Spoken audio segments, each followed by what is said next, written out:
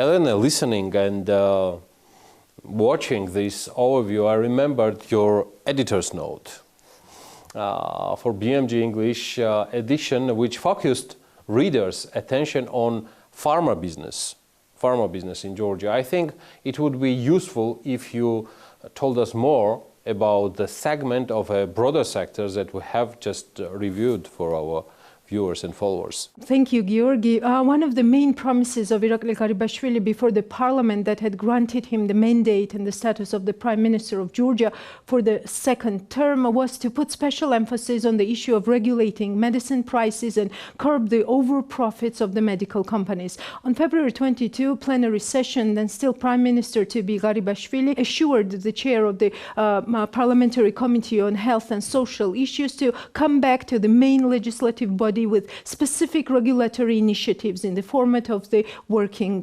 group. I'm interested if we can adopt EU rules on regulating medicine prices, Garibashvili said. Let us note here, Georgi, that today there is much more transparency in this sector in Georgia, and Saras.g is a very good source of information on those companies that have opened up their financial data. So today the discourse on pricing and profits doesn't have to be based only on perceptions. The pharmaceutical companies that have made their figures publicly available, and these are PSP, Aversi, and GEFA, represent the largest companies on the market and comprise at least its 70%. Here are the main charts we can follow to see the whole picture.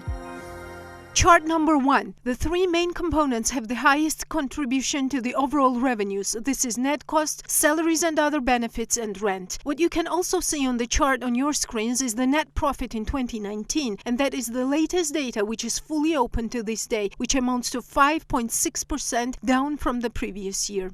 Chart number 2. Let us compare Georgia with other similar players on three markets, that is US, UK and Russia. What we see on this chart is that on the Georgian market, net profit margins of the three largest players are closer to that of Super Drugstore, which is the highest in our sampling.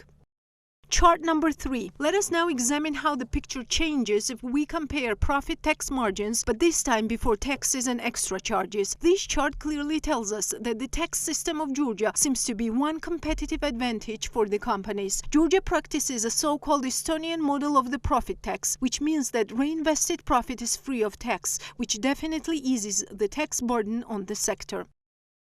Chart number 4. Let us now focus on markup. This chart seems very straightforward. From the consumer standpoint, these three largest players, Aversi, PSP and GEFA, do not seem to act dishonestly on the market.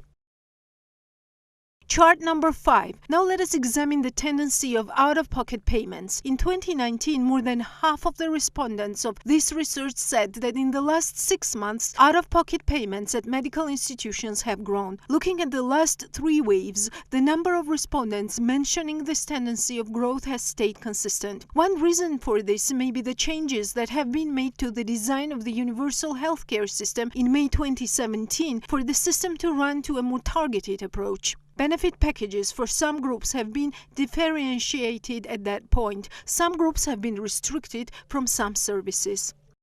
Chart number 6. You have already seen this chart, but let us remind ourselves that the net cost is central to the structure of revenues of pharma sector in Georgia. And let us remind ourselves that the largest share of medicine in Georgia is imported. So here is an interactive chart number 7. What this visualization means in practice is that if in 2018 the medicine you needed cost say 10 euro, in 2021 only because of the devaluation of the local currency it already costs you 10 lari more the least. The logic is the same for the trend in USD. How does this picture tie into the public perceptions? Well, here is the chart number 8. We can clearly see that the majority of respondents of the study identify the increasing tendency in the medicine prices since 2015. This is the first year that the USD exchange rate stepped over the psychological benchmark, and for the first time we saw 2 on the USD side of the equation. Georgi, let me just briefly summarize all these 8 main charts to avoid any misunderstanding. Do I like the high prices of medicine? No. Do I like seeing my mom suffering from underdeveloped insurance services and having to nag the company for the reimbursement? Of course not. But do I blame only the private sector for high-end out-of-pocket payments and prices? No, because I understand that be it prices on medicine or profits of business, it's just one piece of the bigger puzzle. In the end, the way out lays through our enrichment and not through the impoverishment of the business, because the poor business then won't be able to deliver on such contributions as the second largest slice in this pie, which is salaries and other benefits of the employees, what we see on the last chart for today.